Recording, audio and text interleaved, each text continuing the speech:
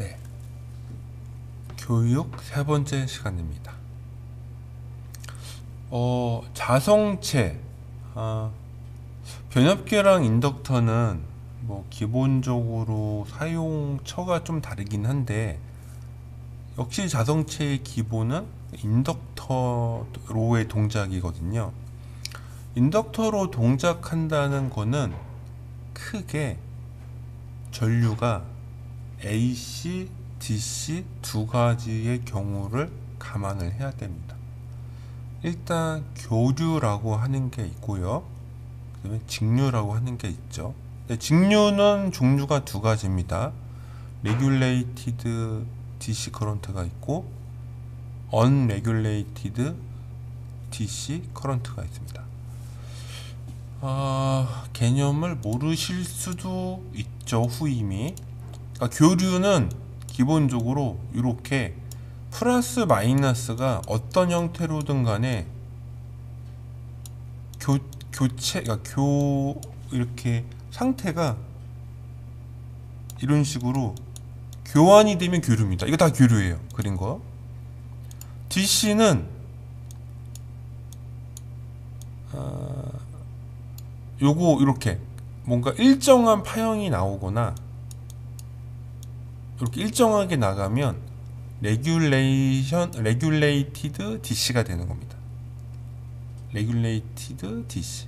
그리고 마지막으로 언레귤레이티드 DC가 있어요. 이런 식으로, 예를 들어 이런 식으로 가거나 아니면 뭐 이런 식으로 전류가 양으로만 존재하는데 뭔가 파형이 좀 정렬이 안 돼 있어. 그런 거는 다 그 unregulated DC입니다. 근데 우리가 알아야 될 거는요, 요 놈은 여하튼 간에 전류가 교류 형태라는 거고요. 이 위에 거랑 아래 거, 요 두 개를 합치면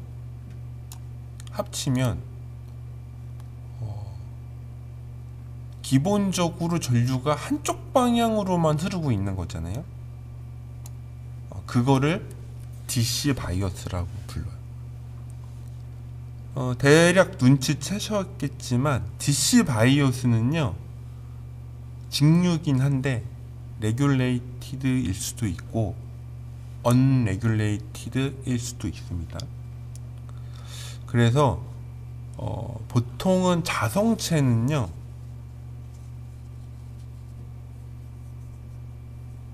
약간의 AC 성분이 섞여 있더라도 DC 전류 기준으로는 평균치, AC 전류 기준으로는 RMS 값으로 보통 해석을 하죠. 설계할 때도 마찬가지고. 출력 인덕터, 그러니까 물론 출력 인덕터가 모든 인덕터를 나타내는 건 아니지만 그래도 대표성을 가지고 있죠. 우리가 전류 필터용 인덕터는 대체적으로 DC 성분이 많고 약간의 AC 성분이 섞여 있는 경우죠.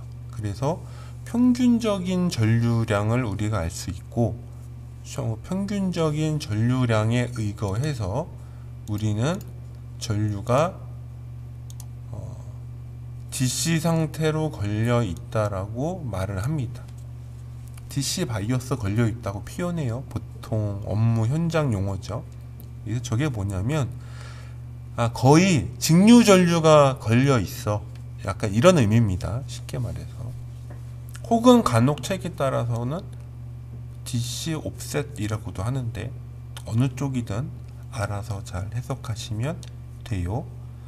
여하튼 간에 이 말이 나왔다는 거는 검토하는 대상의 전류가 직류에 가까운 조건이라는 약간 암묵적인 규칙이 있다는 거고요.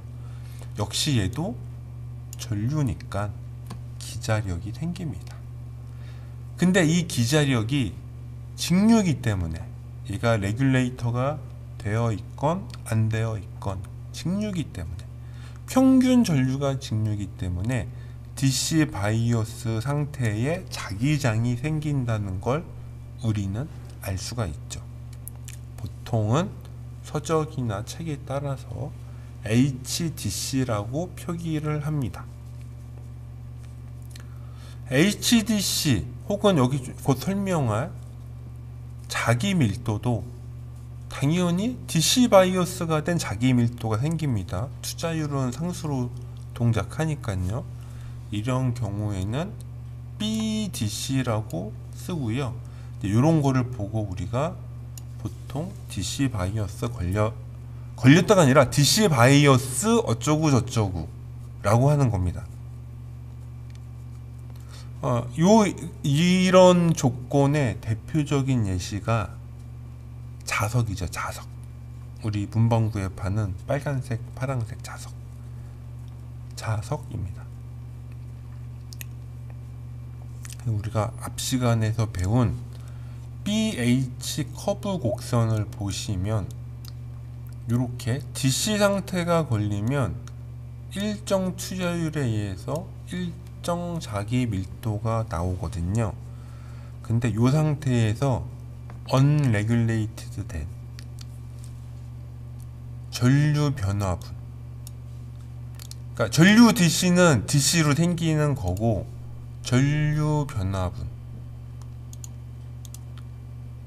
요 전류 변화분은 자기장 변화분을 만들고요. 여기 이렇게 왔다 갔다를 만들고 여기서 투자율도 왔다 갔다 이제 곡선을 따라가는 거죠.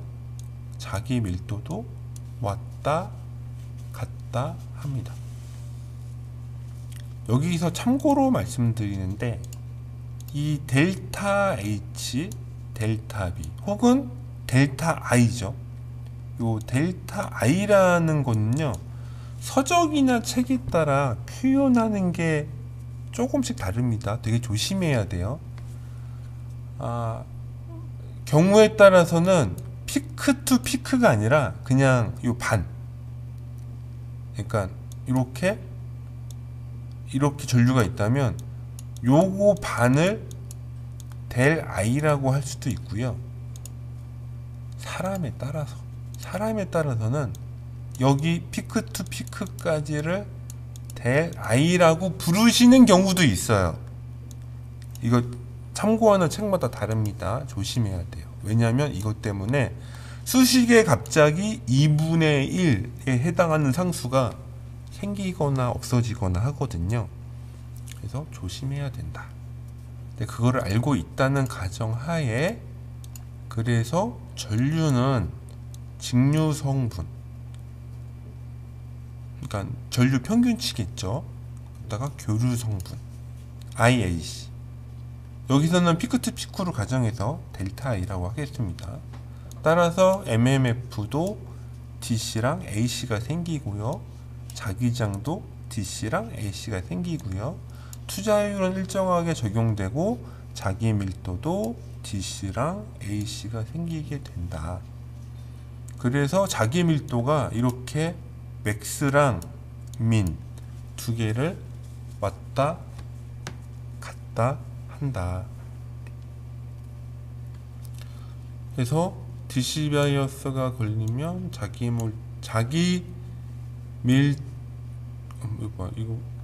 그러니까 이거죠. 그러니까 여기 요거의 그거는 뭐냐면, 전류가 여튼간에 직류가 흐르면 자기 장도 직류, 자기 밀도도 직류, 이거를 DC 바이어스라고 함. 까지만 이해하면 될 것 같네요. 여기서는 이 정도만 설명하고 넘어가면 충분할 것 같습니다. 다음에 두 번째 장. 이제 이러다 보니까 여기 앞장에 살짝 그림을 제가 그려놨는데, 요게 뭐냐면 가끔 인덕터 전류가 이렇게, 아이고 잘못 그렸다. 이쁜 삼각형 착착착착이 아니라 갑자기 얘가 이렇게 지수함수적으로 이렇게 뾰족하게 될 때가 있거든요.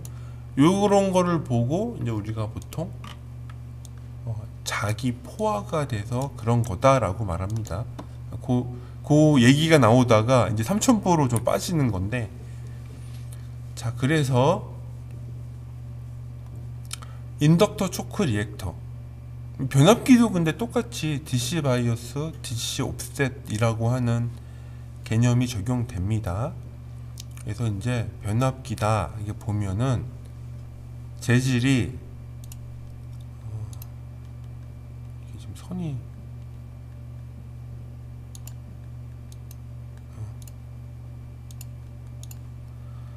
철심 트랜스, 분말코어 변압기, 페라이트 변압기, 크게 세 가지 정도가 있고요.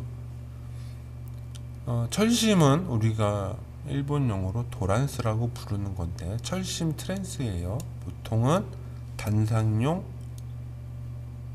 삼상용, 이게 왜 찍었지? 담상, 삼상이 있고요. 이게 복권식이 있고 단권식이 있습니다. 각 용어가 뭐냐? 인터넷을 찾아보시기를 추천드릴게요. 일단 상수로 분리가 되고 절연 여부 그리고 결선 여부, Y 결선이냐 델타 결선이냐, 이 세 가지 정도는 아니겠네요. 그러니까 여기가 이게 상 종류, 절연 여부, 결선 방법 여부 등으로 트랜스가 분리가 되고요. 분말코어 변압기는 보통이라고 했습니다. CM 필터나 DM 필터 같은 필터용을 많이 씁니다. 제가 여기 트랜스다 필터라고만 해서 이 제품의 기능이 딱 이렇게 한정적이지 않아요. 이게 대표성을 가진 거를 설명한 거지, 철심으로도 필터 만들 수 있고요. 분말코어도 필터가 아니라 변압기 만들 수 있습니다. 세상 일은 몰라요. 진짜 뭐 만들 수만 있다면 모든 조건을 다 만들어 쓰기 때문에 그게 무의미합니다. 너무 단정 짓는 건. 페라이트는 이제 뭐 이렇게 평판형이냐 뭐 고주파 타입이냐 이렇게 나뉘고요.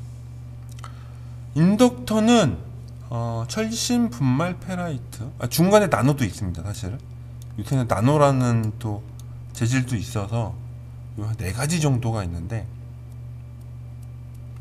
여기도 해놨지만 철심 쪽에 가까우면은 주파수 대역이 낮고요. 페라이트 쪽에 오면 주파수 대역이 높습니다. 이것도 단정 지으면 안 되겠지만 통상적으로 철심은 1kHz 미만을 많이 따지고요. 분말은 통상적으로 1에서 10kHz, 그리고 10kHz 이상부터는 페라이트. 아니 무슨 소리냐, 분말 100kHz 통해쓴다. 쓸 수 있어요. 300kg도 쓸 수 있어요. 열이 날 뿐.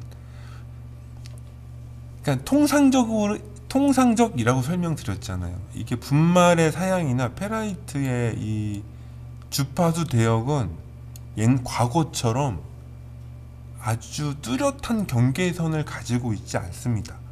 철심이나 아모포스 코어, 나노는 여전히 대역이 낮긴 하지만 분말은 수십 kHz에서 쓸 수도 있고요. 수백 kHz에서도 쓸 수 있어요.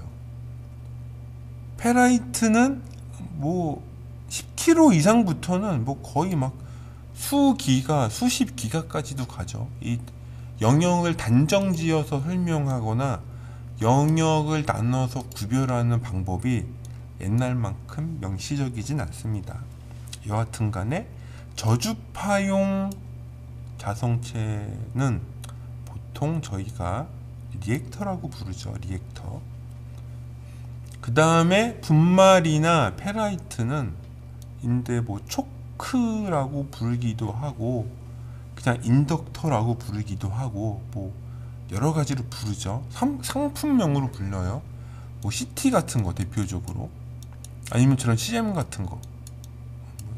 CM은 여기는 CM 빼네요. CM은 또 변압기 쪽에 해놨으니까. 그 다음에 페라이트는 뭐 출력, 인덕터, 초크 뭐 다양하게 있죠. 근데 주파수로 주로 나뉜다.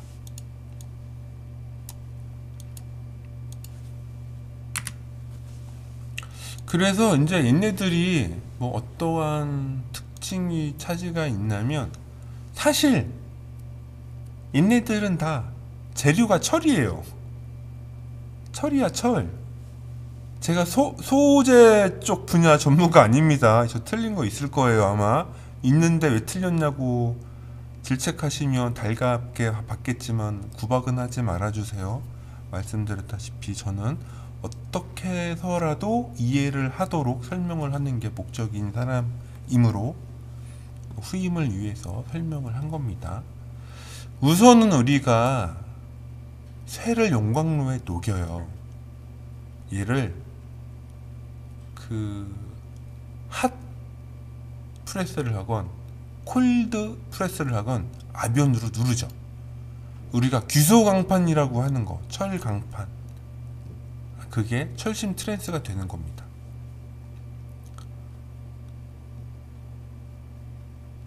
철강판은 쇠 녹인 걸 굳혀서 만들어진 솔리드잖아요. 솔리드. 제가 이거 소재 용어가 뭔진 모르겠는데 이 솔리드를 전자현미경으로 보면 굉장히 큰 분자 단위의 구조가 막 붙어 있는 걸 볼 수가 있죠. 그래서 이게 굉장히 큽니다. 근데 철심을 녹여서요, 굳히기는 하는데 급냉, 이게 급냉입니다. 이 굉장히 큰 냉각 롤러에서 샘물을 뽑자마자 이 스트랩을 만드는 게 나노입니다. 그래서 얘는 철 원자가 분자로 크게 성장하기 전에 훨씬 작은 단위의 분자로 굳어져요.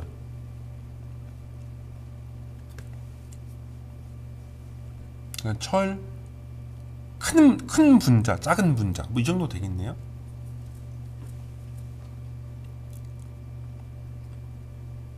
그 다음에 이 쇠를 녹인 거를요,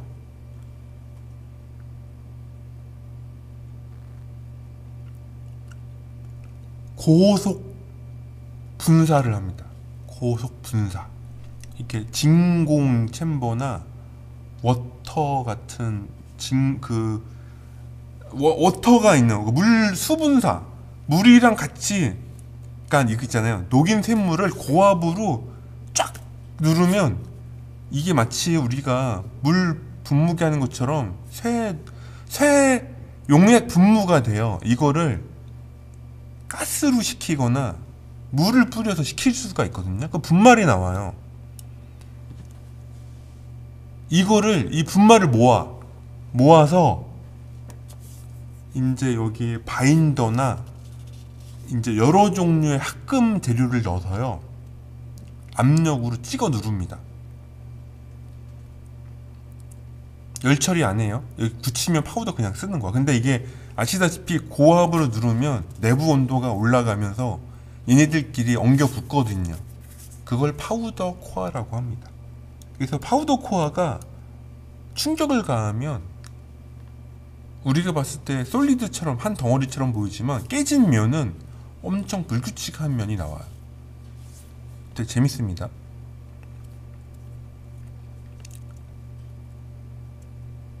이 분말을요, 태워요.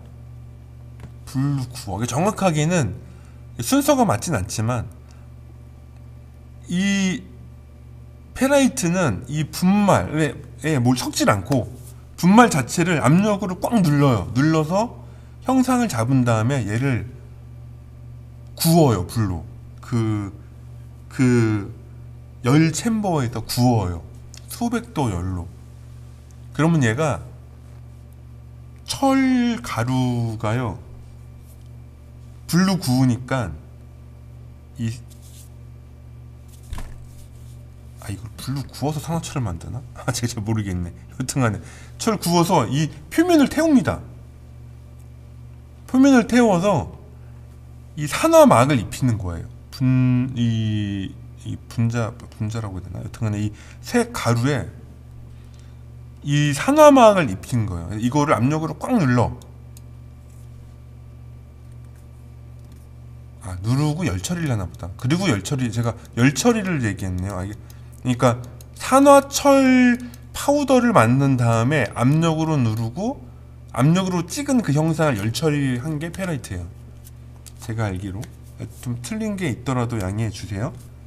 그래서 철, 나노, 분말, 페라이트의 차이는 다 철 재료인데 이거를 이루는 철의 원자나 분자 단위의 크기인 거예요. 철에 가까울수록 큰 덩어리, 페라이트에 가까울수록 이 개개의 작은 파티클, 막 옹스트롬 미터, 진짜 작은 파티클.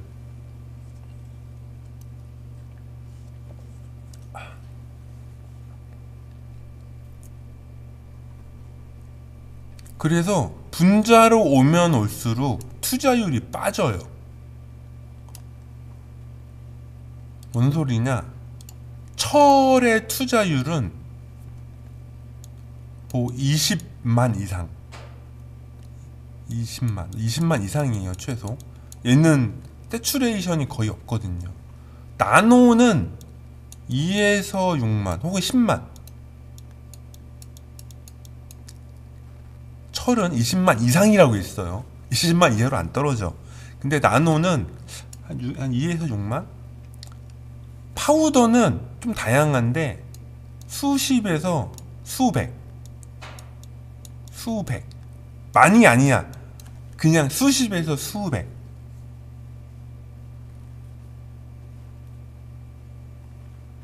그리고 페라이트가 수십에서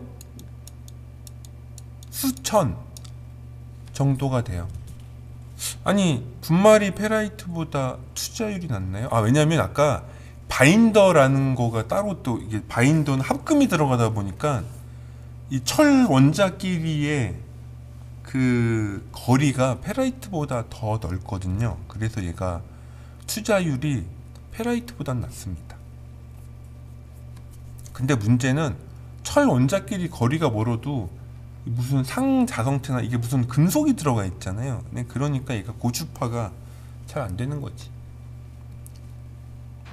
쉽게 말하면 이걸 어떻게 설명하면 되냐면,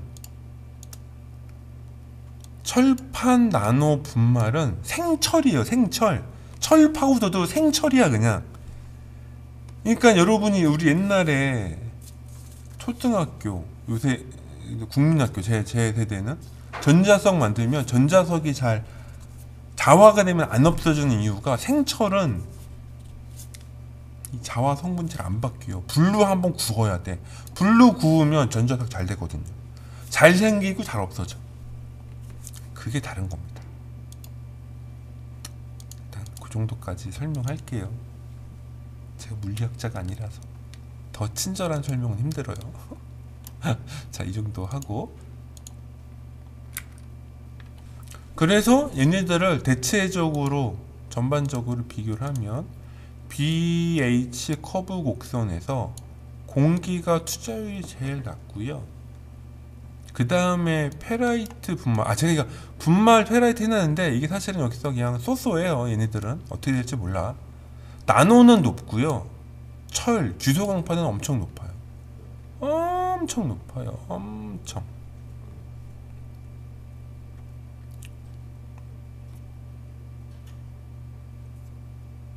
내가 왜 1만 2만이라고 적었지?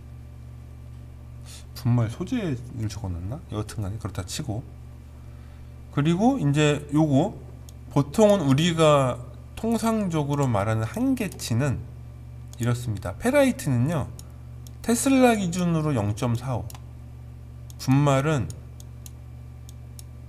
많이 접으면 1.5, 나노는 수천, 철심은 수만.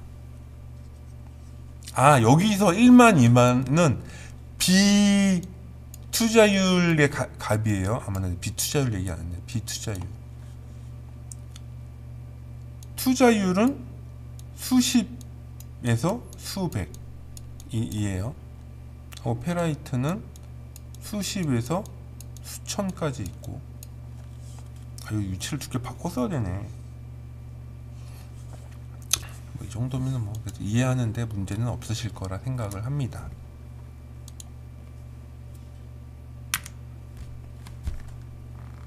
그래서 이제 앞에 거랑 또 연동돼서 얘기하는 거예요. 여기 보면 이렇게 BH 커브 곡선이 있으면 우리는 여기 선형 구간만 쓰는 거죠. 자기 자성체 만들 때 변압기나 인덕터에 선형 구간을 쓰고요. 요 위랑 아래는 안 씁니다. 따라서 자기장의 세츄레이션 위치가 있고요.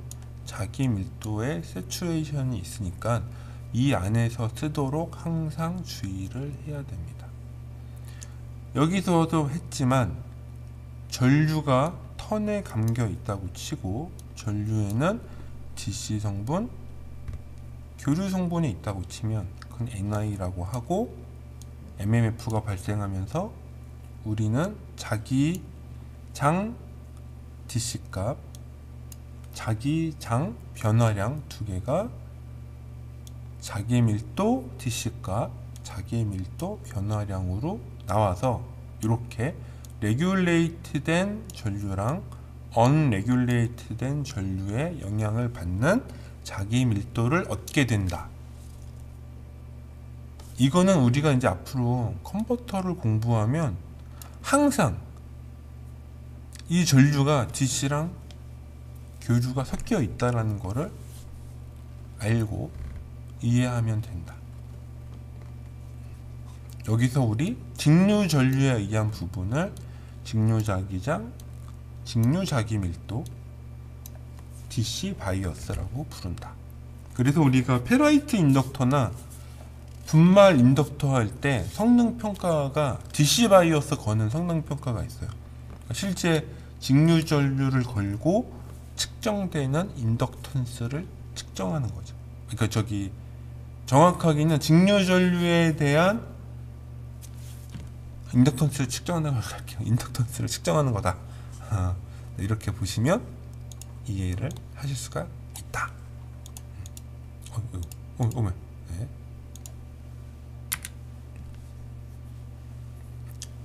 그래서 이제 여기서 또 몇 가지 뭐 얘기를 하는 겁니다. 뭐 딴 건 아니고. 그래서 보면 여기 뭘 그린 거지?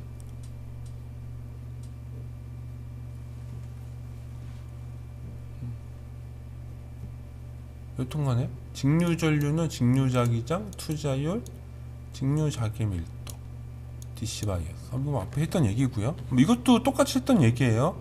전류는 이렇게 DC랑 AC가 있고 자기장도 당연히 DC랑 AC가 있고 당연히 자기 밀도도 DC랑 AC가 있는 거죠. 뭐 이런 얘기들 그냥 쭉 하고 있는 거고요. 여기서 우리는 선형 구간만 쓴다. 그래서 보통은 이렇게 선형 구간만 나오는데 요 끝부분, 저기 끝부분, 여기 부분에 전류가 걸치면 얘가 이렇게 뾰족 올라가요. 뾰족 올라갑니다. 그래서 이런 걸 보고 포화가 됐다라고 합니다.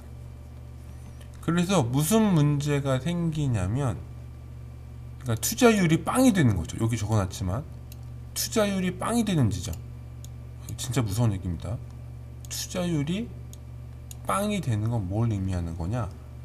전류가 자기장을 만들고 투자율이 빵이면 자기 밀도가 안 생기는 겁니다. 자기 밀도가 생성이 안 된다. 무슨 의미냐? 자화가 안 된다는 뜻이에요. 마그네타이징이 안 돼. 그 공간에서 전류가 자기장도 자기 밀도도 못 만들어. 결국 전류가 흐르는 그 전선은 그냥 구리 덩어리일 뿐 어떠한 자성 효과도 발휘하지 못한다. 그래서 전류가 막 흐르게 되고 그게 오버커런트가 된다. 즉 뭐냐, 여기 부분 모양이 이렇게 뾰족하게 된 이유는 투자율이 줄어드는 방향으로 생기다 보니 그 자성체가 점점 자성 효과를 못 얻는 단순한 구리가 되는 거. 진짜 그냥 금속이야. 딴 게 아니라 금속이야 그냥. 그래서 모양이 이렇게 된다.